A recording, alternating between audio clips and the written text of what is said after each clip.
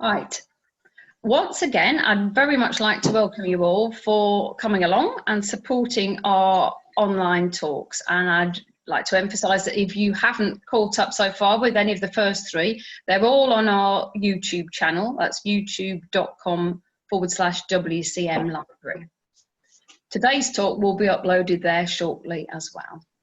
And we'd particularly like to welcome today's speaker, who is Bernadette Hyland, a volunteer at the library and a former national chair of the Irish in Britain Representation Group, the IBRG, who is going to be talking to us about the IBRG archive, which is to be found in our library and on which she's done a great deal of work over the last couple of years.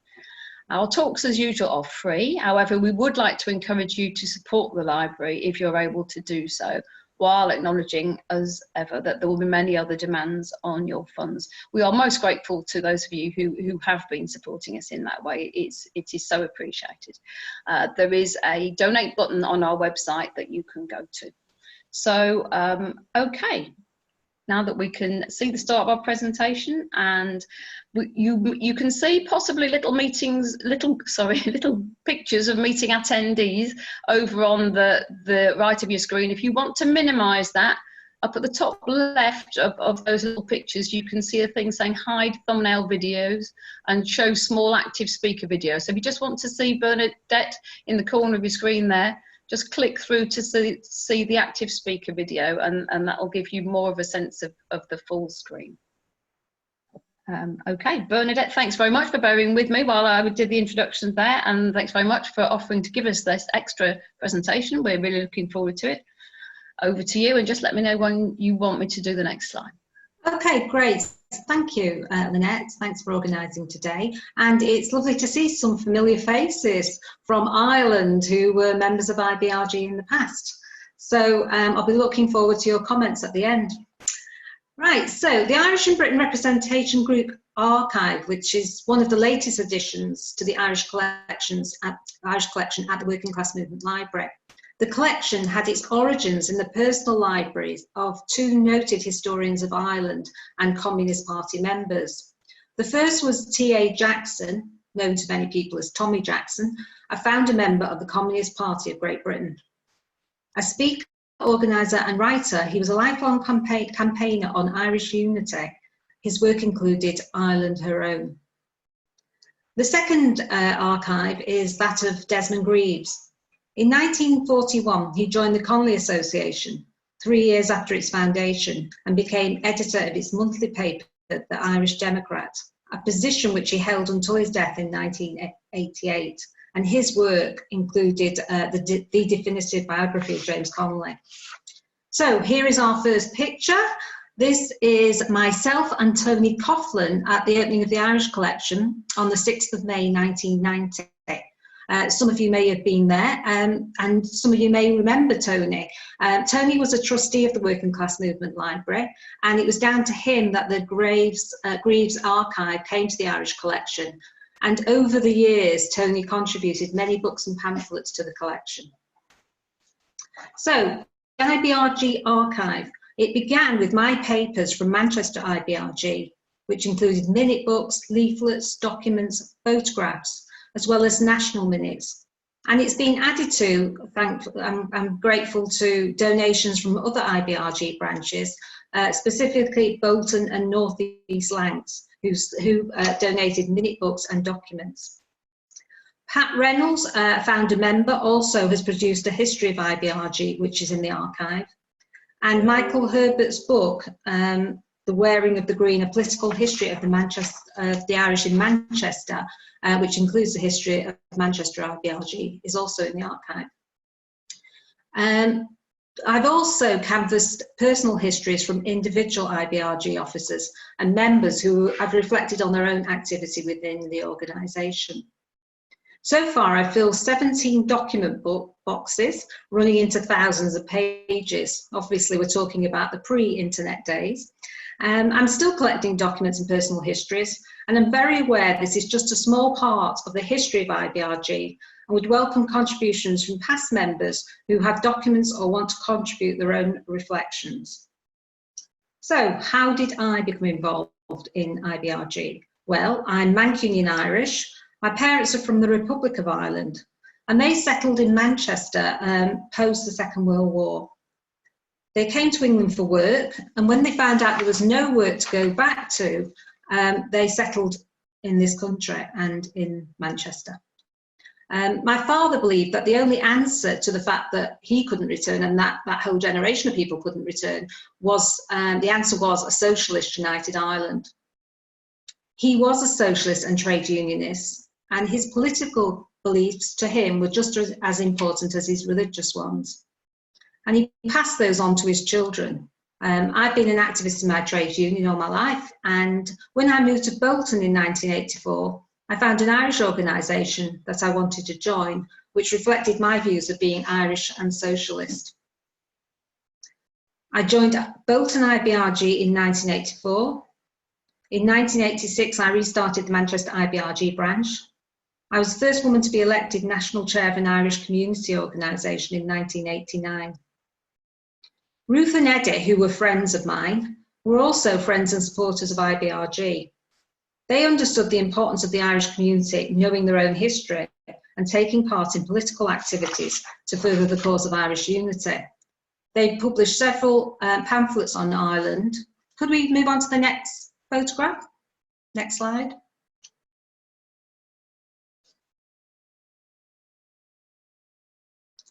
This is one of Ruth and Eddie's pamphlets on the Irish in Manchester. Ruth and Eddie were very supportive of IBRG. We had joint history meetings and conferences, and they invited IBRG to use the Working Class Movement Library Annex for our regional and national meetings, as well as conferences and day schools. They were very proud of the Irish collection and were pleased to see the links made between IBRG and Desmond Greaves and the Conwy Association. So, what was IBRG? Well, IBRG was a national Irish community organisation, non-party political, with strong regional branches. It reflected the changes going on in the community in the 1980s and the changes in this country. But in the 1980s, over 40,000 Irish people each year were coming to Britain for work, and many became involved with IBRG as well as other left organisations. The Irish community in Britain at that time was about 5 million, and that included Irish-born second and third generation people. Manchester's Irish community was about 40,000 out of a total population of 400,000. So we were the largest ethnic community, both nationally and locally, but without any profile nationally or locally. The IBRG had its first meeting on the 10th of October 1981 in Burton-on-Trent in Derbyshire, and the first chair to be elected was John Martin. Gerald MacGeralt, who was an IBR chair in the late 80s, summed up the mood of that time. It was formed at a time when British society had found it popular to adopt such terms as multiracial, multi-ethnic and multicultural, when other communities were being encouraged to find their roots and when we were being told to forget ours. It was formed at a time when the Prevention of Terrorism Act had battered our community into a wall of science, and when to be Irish was not a positive attribute in seeking a job, housing or a political career. It was formed at a time when Irish politics were encroaching very emotionally into every household in Britain via the hunger strike, and when we as a community found ourselves struck dumb by leaders who would not or could not articulate the feelings of anger, frustration and sympathy. So to build a national organisation, IBRG then embarked on a series of rolling conferences in different parts of the country with a view to establishing branches. In April 1982, the constitution of IBRG was formally adopted, and it included the following statements. The IBRG's foremost concern is the representation of the Irish community with regard to affairs in Britain. It is also interested in and concerned about events in Ireland. It is neither socialist nor conservative in politics. It stands for the preservation of the Irish way of life. It wants more radio and television time for the Irish, also more Irish studies in schools and further education. It is concerned with the misrepresentation of Irish affairs.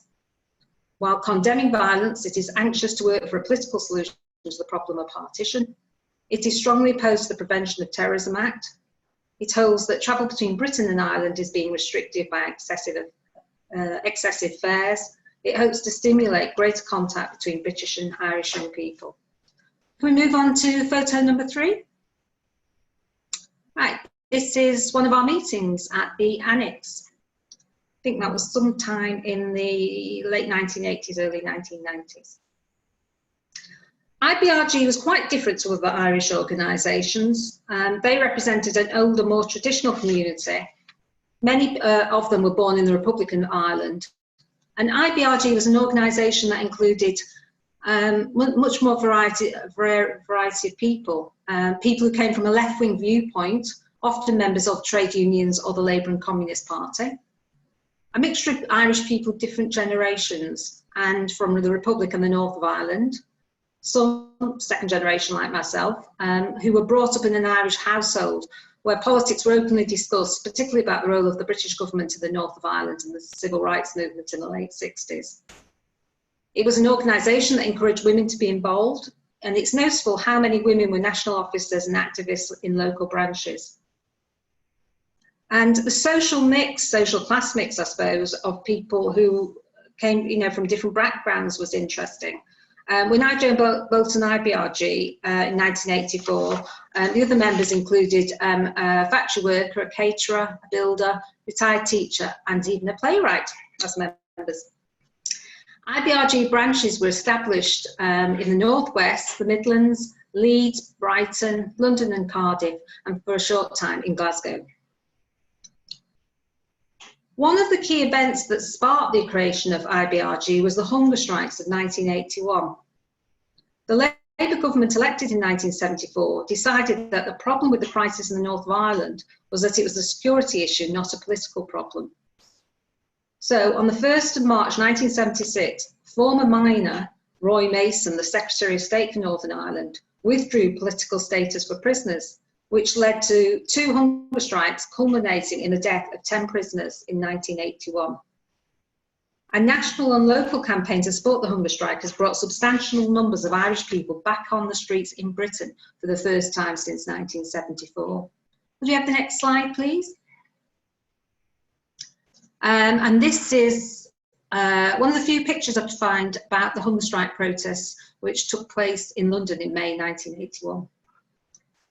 So, Irish people came out in the streets. They were Irish people who'd been working in their trade union, their socialist parties, and the feminist movement.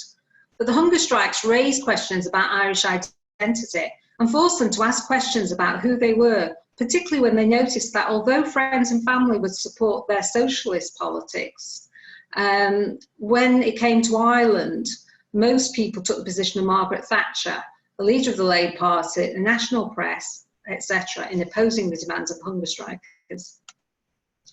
Irish people in Britain looked to the traditional Irish organisations to take a stance on the hunger strikes, but they remained silent, which spurred on people to create their own organisation.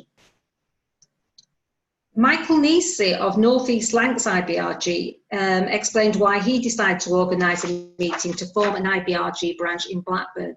He says, during the time of the hunger strikes, which was a momentous event that touched Irish people all over the world, the Irish community in Britain was largely silent. This was shameful to many Irish people who lived in Britain. Many of the Irish organisations that exist in Britain at that time and who were undertaking valuable work in promoting a sense of Irishness refused to engage in debating what was happening in the H blocks and the continued incarceration of the Birmingham 6 and Guildford 4. And Michael said that he was interested in IBRG because its founding principles were very interesting. Also, the fact that young people from the second and third generation were in leadership roles was inspiring. The focus of campaigning for the Irish to be recognised as an ethnic minority community and for links to be established with Black and Asian organisations in Britain was a refreshing change from that rather insular, we stand alone approach of some of the established Irish organisations. And go to the next slide, please. This is Laura Sullivan. Laura Sullivan was active in London IBRG, and she says, the most important reason for me in joining IBRG was the comradeship. At the time I was involved in IBRG, I worked as a housing advisor First within Islington Council, where I faced, like many others, anti-Irish racism. I worked in an area where there was a large Irish community and a high level of immigration. I also dealt with Irish landlords that were taking advantage of Irish immigrants. It was nice to have comrades to fall back on that understood the challenges I faced.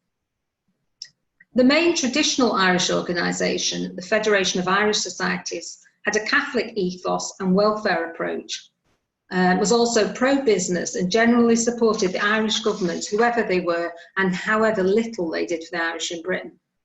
IBRG was quite the opposite.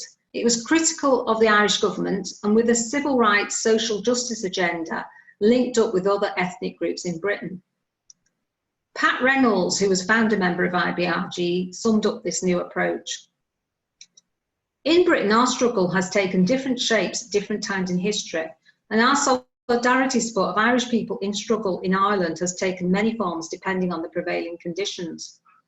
There always has been and remains to this day amongst the Irish community here a culture of resistance.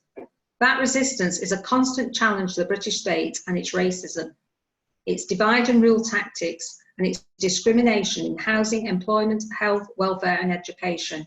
We are a community in daily struggle. We can move on to the next slide. And there's a picture of Pat at a protest at the Irish Embassy in 1991.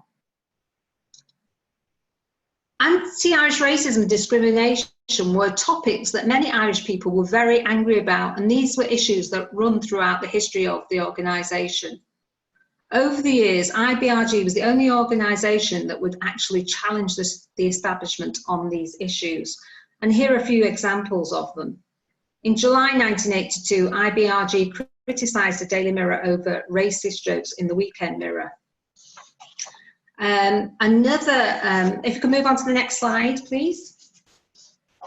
Some of you may remember this cartoon, and it was in the London Evening Standard, which was the main paper in London at that time.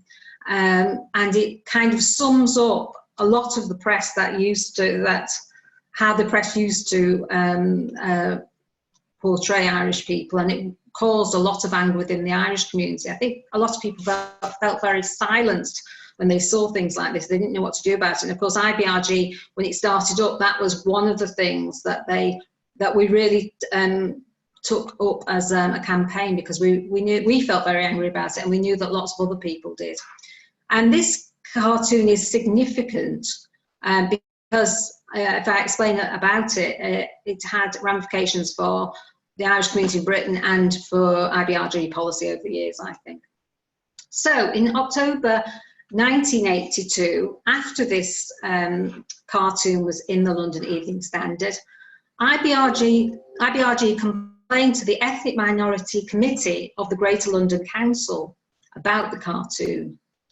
And at a full meeting of the Greater London Council, they agreed to ban advertising in the Evening Standard, which meant that the Evening Standard lost £100,000 that year, which was a very significant amount of money.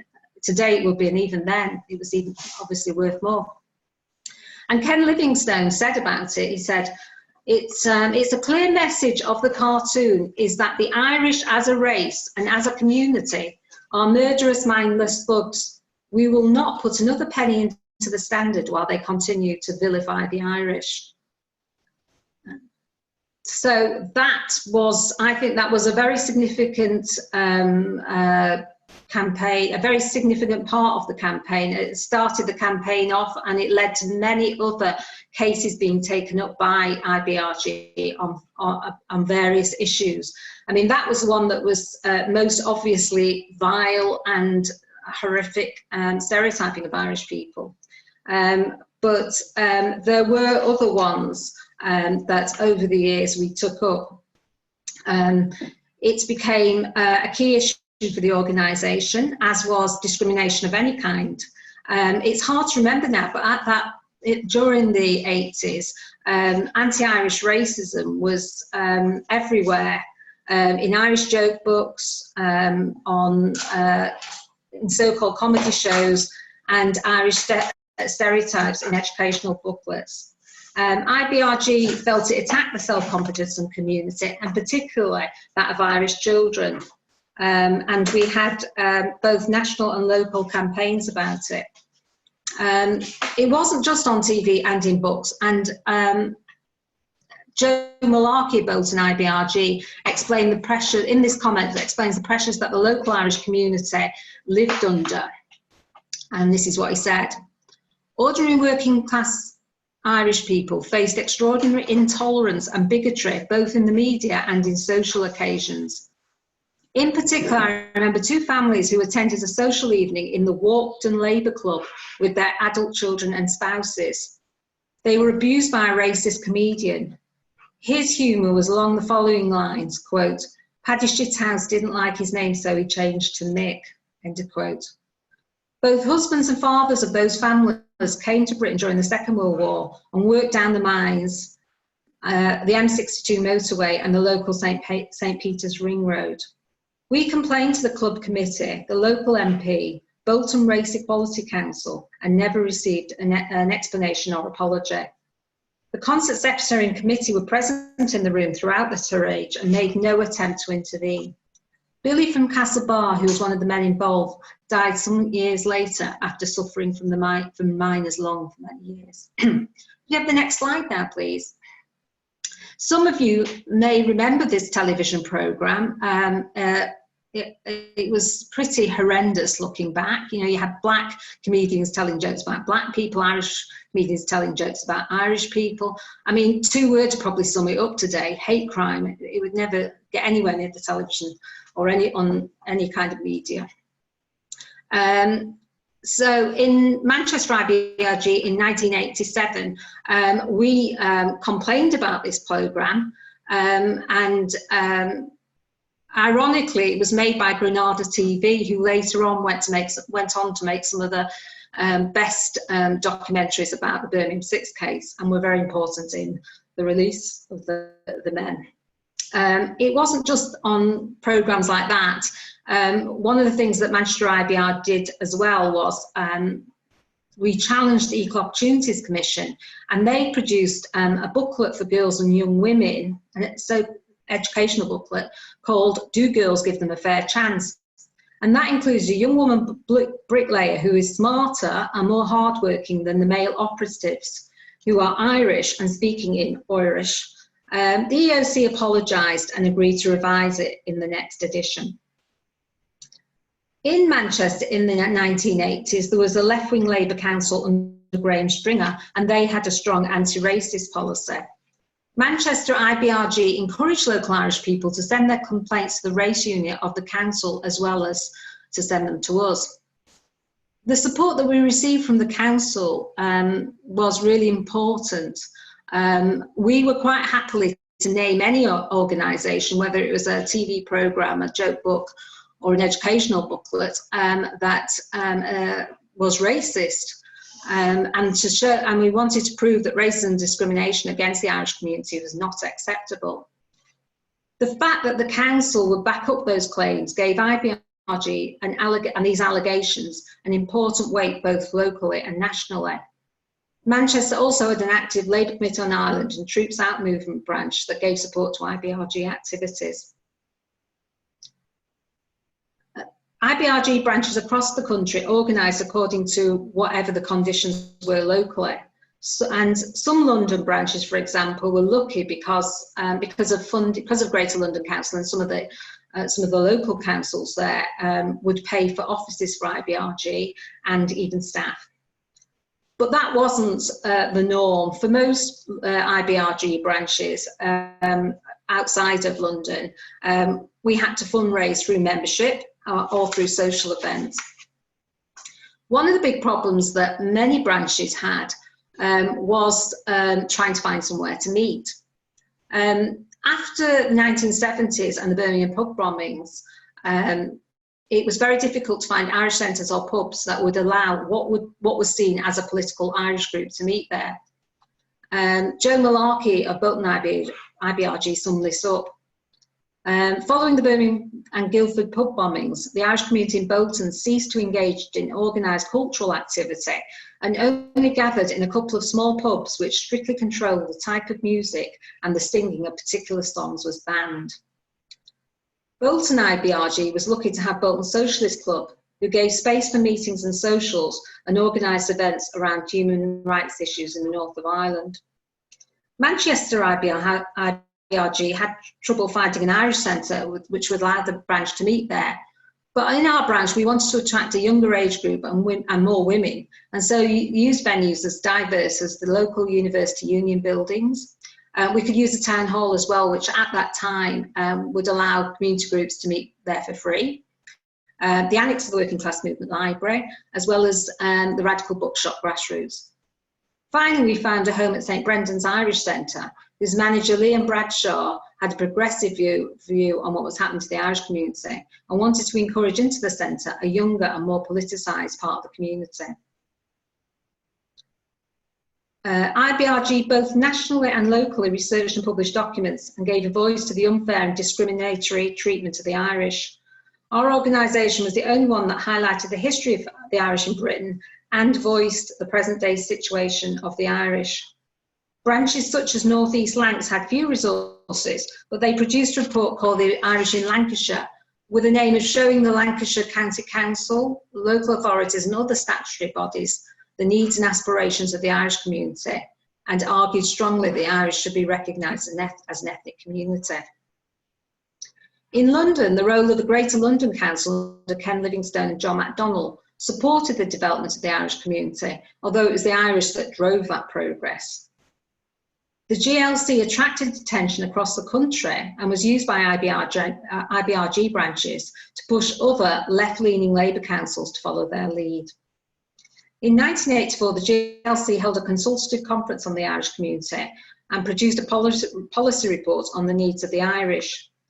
It showed that beneath the surface of a migrant community that seemed to have done well out of coming to Britain, there were significant problems including poverty, bad housing, and above average levels of mental illness and anti-Irish racism. Go on to the next slide, please. Right. This is the Hearts and Mind Conference, 1987. In November 1987, following on from the London Conference, Manchester IBRG held a major conference. Over 140 delegates attended, from individuals to statutory organisations. It was opened by the chair of Manchester City Council, Eileen Carroll. One of the keynote speakers was Desmond Greaves of the Connolly Association, who represented the link with past activists and historians of the Irish community and traced the role that emigration had played in the lives of the Irish. The conference brought together some of the people who were part of the Irish Renaissance, political, social and cultural, from historians Mary Lennon, Mary Hickman and Steve Fielding, to writers Moira Croira, Frontline Theatre and leading IBRG activists, including Moira O'Shea and Pat Reynolds. Over the years, many links were made with trade unions, particularly ones with Irish members. In London, Irish workers groups sprang up. In Manchester, the local NALBO branch took up issues around anti-Irish racism, supported campaigns such as Kate McGee. The Building Workers Union, UCAT, funded art conferences and supported prisoner campaigns. And new groups such as the Construction Safety Campaign was founded to highlight the numbers of Irish construction workers who were dying on building sites, and they spoke at many of our events. IBRG branches sprang up, many according to the particular needs of the Irish in that town or city. The majority of people involved worked at nights, on weekends, at holidays. Members travelled across the country for regional and national meetings, fired up by their ideals and determination to get a better and fairer deal for Irish people in this country.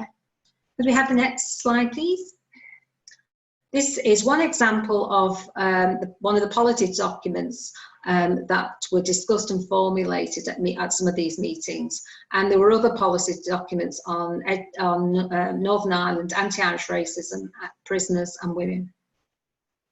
Of course, this was a time when asserting yourself as Irish was seen as making a political statement.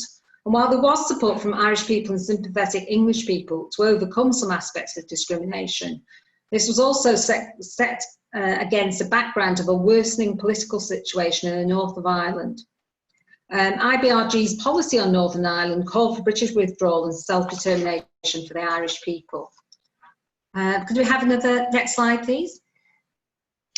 This is Pat Reynolds, National Officer of IBRG, speaking at a Bloody Sunday rally. Links were made with the Republican movement.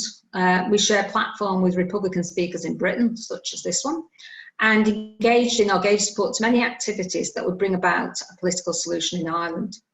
The annual Bloody Sunday March, organised by the Troops Out movement, was a regular event for IBRG members, on which IBRG members such as Virginia Moyles acted as a delegate for IBRG. Members of Sinn Féin who visited England regularly would speak at IBRG events.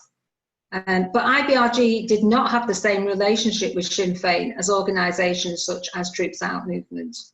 IBRG was often critical of Sinn Féin's policy towards the position of the Irish in Britain, and saw itself as part of a wider Irish community, which spoke to Sinn Féin from a position of independence and equality. IBRG believed it was impossible to talk about Irish history, culture and identity without also talking about what was happening every day in the north of Ireland. For some members, this was not acceptable and they left the organisation. The Prevention of Terrorism Act hung over the Irish community like a spectre for 20 years. It was passed by the Labour government as a temporary measure after the Birmingham pub bombings in 1974. Even Roy Jenkins, the Home Secretary at the time, called the new law draconian. The government could now prescribe named organisations such as the IRA, issue an order excluding people from Britain to Ireland without having to go to court or produce evidence. The police were allowed to detain people for questioning without charge for 48 hours, and this could be extended for a further 5 days with the agreement of the Home Secretary. The PTA largely succeeded in silencing the Irish community and some others who were critical of Britain's role in Ireland and organised that opposition. After 1974, many Irish people dropped out of Irish politics, whilst Irish clubs and social centres were terrified of any event, political, social or cultural, which might in any way be connected to the war in Ireland. Joe Maynard, Labour MP and campaigner on Irish unity, urged Labour MPs to vote against the PTA, stating that it had absolutely nothing to do with preventing terrorism. There were very few people charged under it and even less convicted. It was really about terrorising Irish people in this country and collecting information. Could you go on to the next slide, please? Work on the PTA was a constant theme in the work of IBRG, both nationally and locally. This involved working with groups including Labour Committee on Ireland, Troops Out movement and individual MPs and councillors. The West Midlands PTA and Research Welfare Association included IBRG members, Moira O'Shea, Maurice Moore and Kevin Hayes. Based in Birmingham, Coventry, where the Birmingham pub bombings in 1974 had taken place, and where Irish people had faced a great deal of popular anger and violence afterwards, it was significant that it became an area that played a significant role in ensuring that the same miscarriage of justice would not happen again. Alongside IBRG, it campaigned for the repeal of the Act, providing evidence showing that it had targeted the Irish community, leading to 80,000 people detained at ports and airports for questioning every year. And this leaflet was part of the practical help that we offered people who were detained. Well, we handed out the leaflet, and then if people got detained, what we did was we set up a telephone tree so that as a group of us would ring up the local police station, asking if the person was held and ensuring they got a solicitor. The campaign for the repeal of the PTA led to the distribution of these leaflets, which offered practical and support and legal advice to the Irish community. And over the years, the issue was raised at many meetings up and down the country. Could you go on to the next slide, please? Now, this is Tommy Walsh. And Tommy Walsh was one of the progressive people within the traditional Irish community. He was chair of the Liverpool Irish Centre. And for years, since the PTA had been passed, he'd been working quite quietly, supporting Irish people who were detained under the PTA at the Liverpool port. Liverpool was the main place for many years where people from both Belfast and Dublin would come in, arrive, and it therefore became a major centre for police activity. Tommy would get little support from the Irish, traditional Irish organisations, except money. He would have joined with IBRG, particularly its new Merseyside branch, to speak at our meetings on the campaign to abolish the PTA and to share information and to encourage others to support people who were held under the Act. You go to the next slide, please. Many of you will probably remember this photograph of the release of the Birmingham Six. But when IBRG was founded in 1981, the Birmingham Six obviously was still in prison. They didn't get out till 1991. And so they wrote to us asking for support for their campaign to prove their innocence. Their campaign grew in the 80s, and Birmingham Six support groups were founded across the country. The Northwest had one of the most vibrant ones, and Joe Malarkey of Bolton IBRG was its secretary. Members included the Labour Committee on Ireland, IBRG, and individual Irish and English people. Following their successful campaign to prove their innocence, the men were released, and the effect of this was to expose a justice system that was prepared to imprison Irish people wrongly. And the favourite quote was, because they were Irish in the wrong place at the wrong time. It encouraged other people to get involved in miscarriage of justice campaigns, leading to the freeing of other innocent Irish people. I usually wore a badge for the Birmingham Six, which I used to sell to raise money for the campaign. And the day after the men were freed, some of my colleagues at work asked if they could buy one. One of the women was originally from the West Midlands. She told me that after the bombings, her mother, who was from the west of Ireland, was refused service at her local shop. I mean, that was just one anecdote about the way in which Irish people were harassed after a bombing. One of the most important outcomes of the release of the Birmingham Six and the Guildford Four was the confidence it gave to activists to take up the case of people when they were first arrested, challenging the use of the PTA rather than waiting until people had been processed through the legal system and were serving long sentences.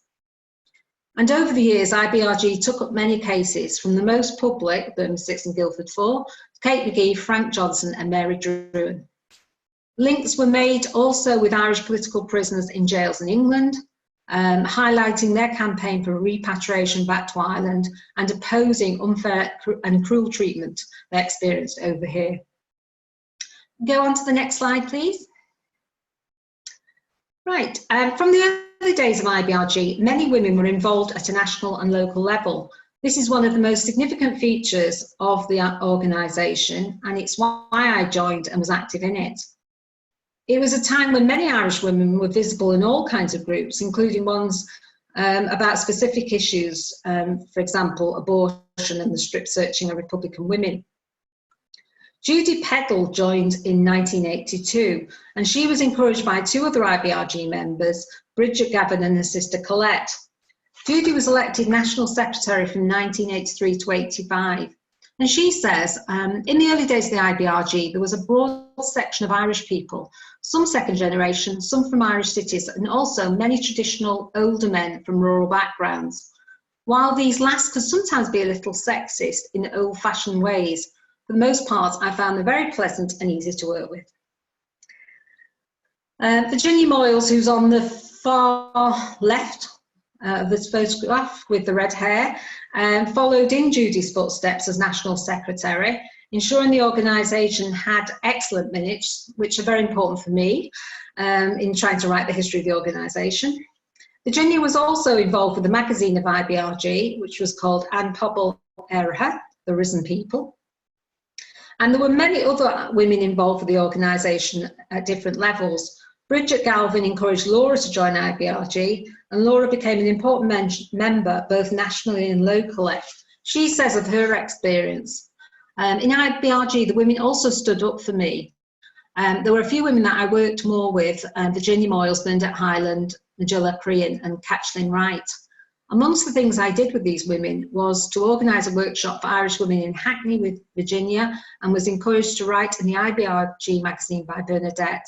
I got asked to speak at meetings, facilitate at conferences, and attend delegations. Because I had a supportive group around me, there was a belief I could do things. Can you go on to the next slide, please? Right, this is Joan Brennan. Manchester IBRG had many women members of all ages. Joan Brennan was divorced, a parent and an admin worker. She was part of the local Irish Centre and part of the traditional Irish community. Although the women did all the work, it was the men who were firmly in control of the Irish centres. Joan joined IBRG, becoming its secretary.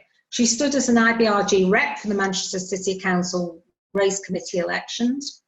When DSS investigators, accompanied by police and dogs, swamped a travellers' camp in Salford just before Christmas 1987, Joan organised IBRG and other Irish charities to go down to the site and offer practical support. She also issued a press release from IBRG stating, "It is indicative of the way in which people who are Irish and travellers can be hounded without any criticism of the methods and motives of organisations such as the DHSS. Next photo, please. This is Eileen Carroll. Many young Irish students, particularly from the Republic of Ireland, joined IBRG. Eileen was one of them. She was shocked when she came over here at the levels of anti-Irish racism, and that's one of the reasons she joined IBRG. And with other women in IBRG, including Margaret Malarkey, Eileen went on to represent IBRG in the annual Women's Delegation to the North of Ireland, whose aim was to highlight human rights abuses there, particularly the strip searching of women political prisoners. Women in IBRG challenged the sexism within the conservative Irish organisations in cities such as Manchester. With the support of a left-wing Labour Council, we fought and won many battles to ensure that the experiences of women were on the agenda when decisions were being made about Irish weeks and Irish festivals, particularly to ensure we got a fair slice of the cake from the public funding that was handed out to the Irish community.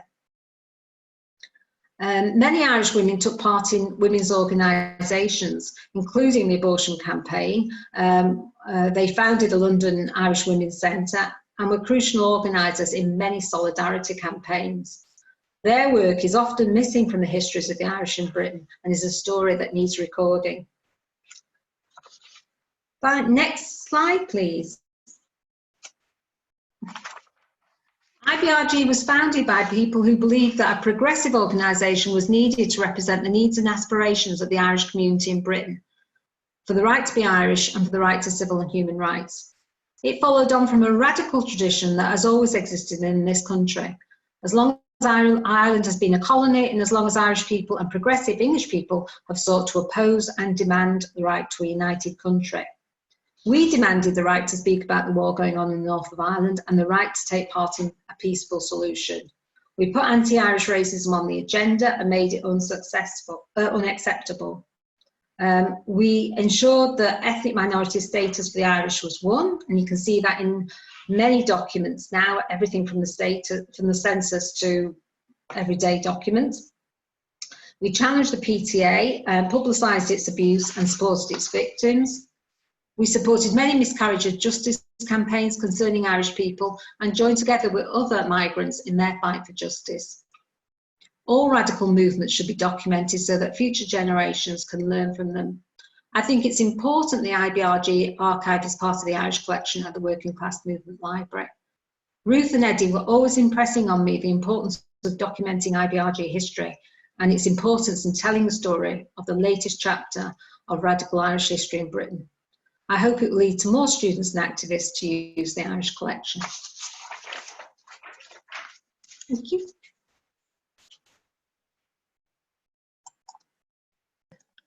I need to unmute myself in order to say thank you very much indeed.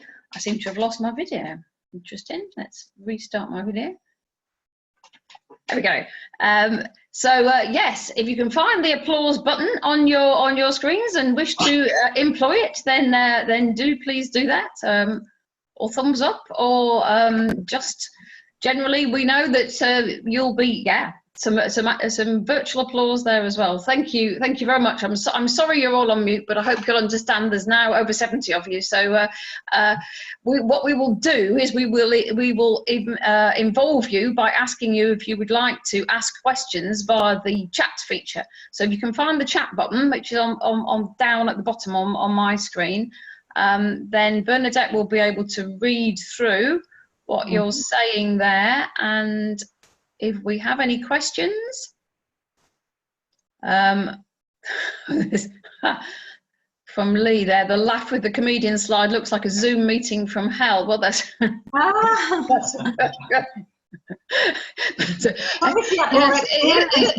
it's funny how our new terms of reference are, aren't it? Yes, yes. Okay, here's a question from Biddy. Can you see that, Bernadette? What led to the end of active at IBRG, is that it? Oh, I didn't see that one, but you're kind of ahead of me, I think, there. But yeah, do answer that question. I can't see, but I think what happened was the 90s happened to IBRG. I think over the years, a lot of the issues that we took up, particularly around anti-Irish racism and discrimination, became mainstream, and lots of other people, lots of other organisations took up those issues. I think the peace process had one of the major effects, because a lot of people wanted to go and live back in Ireland, and a lot of the people involved in IBRG were second generation, and they decided to go back. They had professional qualifications and experience over here, and they were welcomed when they went back to the Republic of Ireland. As well as Irish-born people who wanted to go back and live in Ireland for all different kinds of reasons. So I think that was a lot to do with it, and I think also for each generation has to decide for themselves what is most important and what they want to do about it. And the Irish community and in this country has shrunk a great deal, and another IBRG will be created, or another organisation, when people want to do something about something, I suppose. That's my answer. Right. Are there any records of the part that music played, either in the IBRG as part of the campaigns? Well, music did play a big part in Irish culture. I wouldn't say in IBRG, really. Oh, well, there was a group called Toss of Feathers, which some people who lived in Manchester may remember. They were a group of young people who played really good music, and they used to appear at St Brendan's Irish Centre. Well, they appeared other places as well, but I remember they did a social for us, and the place was absolutely hammered. Hundreds turned up. We made an absolute fortune. I think we took away at least £1,000 that night in cash. So yeah, that was one of the big, was one of the main groups involved.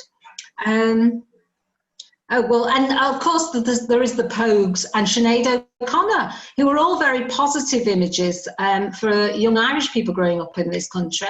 And of course the Pogues took up the issues like the Birmingham Six and the whole issue about emigration, and they sang songs about them. And again, if you ever went to any of the Pogues events, they were absolutely hammered with hundreds, particularly of young Irish people who were second and third generation, but also young Irish people who'd come over here and were working and looking for some way to express their Irishness.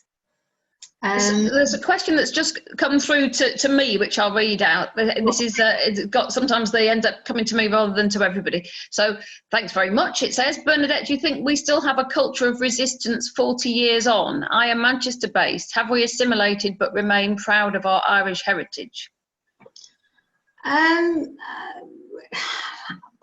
What can I say? Well, I think, yes, I think for Irish people, it depends on where you're coming from. I mean, I see myself as a trade unionist and a socialist, so I'm still part, however, I'm still part of what I see as a radical resistance. I don't think there are that many Irish people anymore, and I'm not too sure how many, third generation Irish people how they see themselves or how they express that identity.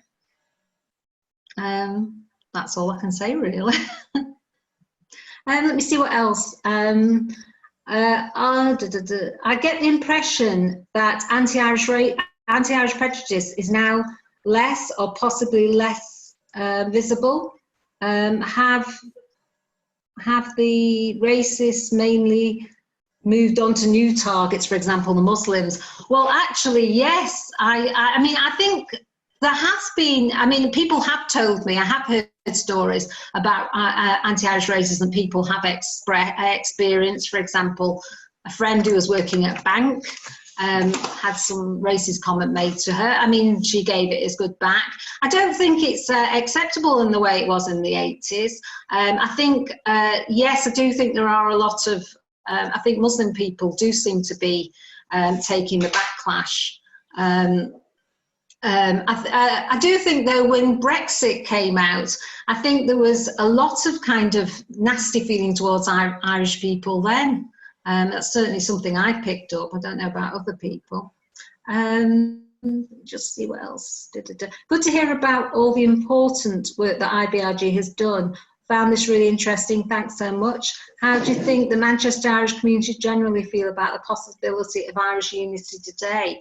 Well, I couldn't speak for the Manchester Irish community. I mean, for myself, I think it seems like it's on the agenda in a way it hasn't been for many years. I think the only thing is that most of the voices I seem to hear are people who are from the nationalist background, and I think there's still a lot of Protestant people in the north of Ireland who probably don't feel very happy about it.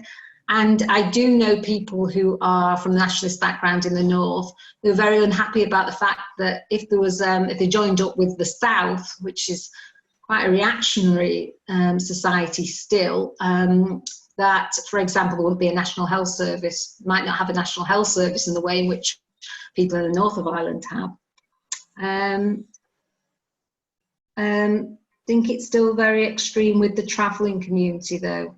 Yeah, I think there's still a lot of racism against travellers.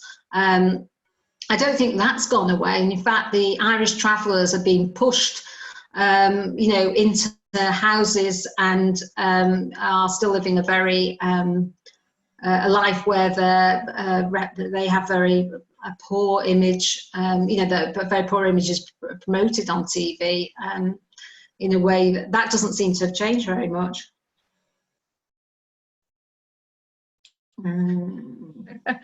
Somebody's saying that they've just tuned in and they've missed a talk. Don't worry. Yes, it will be on YouTube. We'll be uploading it to our YouTube channel afterwards. Yeah. Right. There is a beautiful song or music by the composer, the late John Jordan. Music set to words by Bobby Sands. It can be found in the Workers' Music Association Peace Songbook. Oh, thanks for that, Paul. Somebody else saying, I witnessed an Irish comments at our local civic society a couple of months ago, anti-Irish comments at our local civic society a couple of months ago. This went unchallenged. Oh, that's really bad. Another one, do you think cataloguing of the IBRG archive will make it more accessible, or is it that dependent on other factors? Well, the IBRG archive will be accessible. I mean, the Irish collection is very accessible in the library, and this is part of promoting both the Irish collection and the IBRG archive. So, yeah, it should be. I mean, the thing about the Working Class Movement Library is you can just walk in there, you can email, you don't have to be an academic to use it. And I think it's still much more accessible to most people than a lot of other universities. Were the group ever subjected to harassment from right-wing groups such as the NF and Loyalists who would target any Irish meeting at the time? And how did this affect your ability to represent and organise safely? Well, I have to say in Manchester, we didn't really come across any activity by the National Front. But I do remember I went to a meeting in Blackburn once with Kate McGee, who was then had a campaign to. She had been arrested by the police and was being held under a PTA charge. Was under a PTA charge, and Eileen, who'd been on the delegation, we went up to Blackburn, and the meeting was closed. The library where we were having the meeting was locked. We had to knock to get in, and it was held as a private meeting because the week before, I think the NF had attacked an anti-apartheid meeting there. So that was one of the few things that I came, there was obviously what's going on in more so in areas like Blackburn. I think in Manchester, most of our meetings were held in Moss Side, Trafford. I mean, maybe they were a bit more worried about turning up an Irish centre or they saw the Irish as maybe people who'd fight back if they turned up. I'm not too sure. I mean, I think it was something that we were concerned about when we had meetings. We were concerned who would turn up and whether there would be any trouble. But it certainly didn't happen at any of our meetings. Right, Nadine, the disparity between the manner in which the health service in the south has tackled the coronavirus and that in Northern Ireland is changing the narrative on the health service. Also, many young Protestants in the north now have an increased affiliation with the south because of Brexit. Interesting, yeah. I know that you said, Bernadette, that there are other IBRG members here on the Zoom, so I don't know if anybody else wants to contribute. I can, if anybody is on there and it's easier for you to be unmuted, just wave at me. I'll try and scroll through. Is anybody waving at me? Oh, Michael. Yes, there somebody is. Right, here we go. Okay, you're unmuted, Michael. Congratulations, Bernadette, on I think giving a very good representation of how IBRG came about and how it went about its work. I think you've covered all the main aspects of it, and it's great to see so many participants in today's Zoom meeting. Okay. Thanks, Michael. Thank you. Okay, are we drawing to a close, or do we have? Bridie's got a I think that might have been. Did you want to say something, Bride? I think that might have been in trying to do the the chat thing. Do you have something to say, Bridie Breen? You do? I will unmute you. Thanks very much for a really interesting talk, Lynette and Bernadette. Really enjoyed it. It's my first Zoom meeting, so it's a success, I think. Yes. I asked a question about the assimilation over 40 years. I've been here since 1982. My children are proud Mancunians that love their Irish heritage, but if you don't invest in the Irish music, language and tradition, do you think we've kind of assimilated too much? I don't know. I mean, I think your identity is a very kind of mix of things, isn't it? Because I probably see myself as Manchester Irish, and that means lots of different things to me. Also about my socialist views and kind of lots of different aspects of my life. And I think that's more about, that's how people see themselves. And maybe that's more today, Bridie. Maybe we now all see ourselves in a much more kind of universal way. I'm not too sure. Maybe because the issues aren't so in your face as they were in the 80s. Yeah. Thanks for that. That might be. Thanks, Bridie. And there's another question. HIV. David's made a comment here. HIV resulted in considerable numbers leaving Ireland to seek support in Britain. Did the IBRG become involved in supporting those with HIV? I don't think we did. I don't remember that being brought up as an issue. Not to Manchester IBRG, and I don't remember it coming up nationally. But there might have been IBRG branches who took up that issue and organised around that issue. And if they did, and anybody has any knowledge or documents or minutes about what they did or personal histories, I think it's something we should really include in the archive. I mean, that's one of the reasons why I'm doing the talk and promoting the archive, is because I don't want people to think that I've just got, you know, this is it. IBRG was an organisation which had branches going, setting themselves up, lasting for a certain length of time and then closing down. And, you know, what they did locally was often not known by national IBRG. If people didn't come to meetings, some people just carried on doing work at a local level and doing a lot of valuable work, which sadly may not have been documented.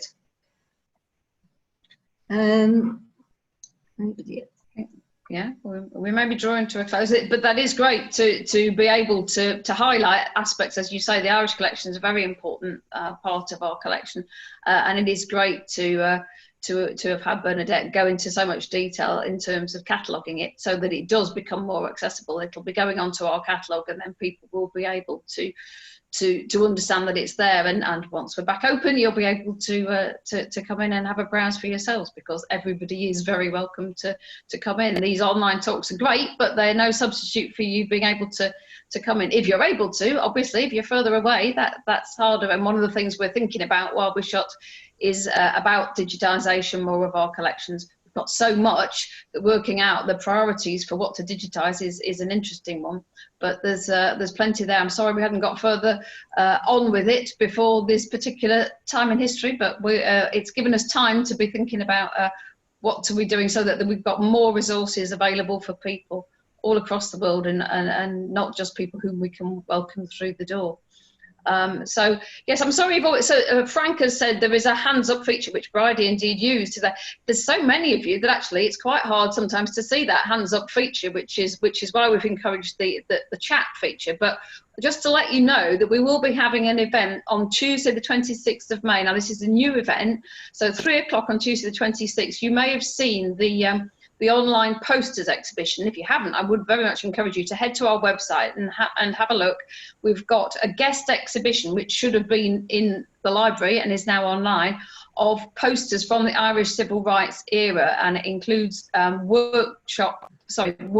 posters made in workshops in Belfast in 1969. So they work really well online because they're very striking. So on Tuesday the 26th of May at 3 o'clock, there is going to be a live streamed event where some of the people involved in making those posters are going to be talking about that.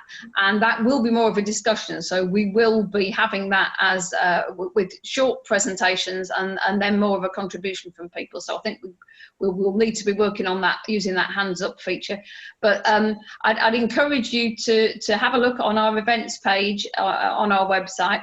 There are links to all the previous talks, links to where they are on YouTube. There's a link to that online exhibition of Irish civil rights era posters. There's something which tells you about this event, and there's also something which tells you about next week's talk. So next week at 2 o'clock, we have Mark Metcalf, who's going to be talking to us about Betty Tebbs, who's very much a local activist hero, Bury-born Betty Tebbs, many of you will know of, and if you don't, it's going to be a great chance to find out about more about her. So we hope that you will come back next week and then in future times and help us think about new ways of exploring the collection in this kind of way that we've done today. So thank you very much indeed again to Bernadette, and I just sort of say again that, as you know, our talks are free, but if you are able to donate, we would love to hear from you, and there's a donate button on our website. So thank you again to Bernadette, to all of you for being here, and goodbye until the same time next week. And I usually sign off by saying take care, in solidarity, everybody from the Working Class Movement Library to you. Bye-bye. Bye.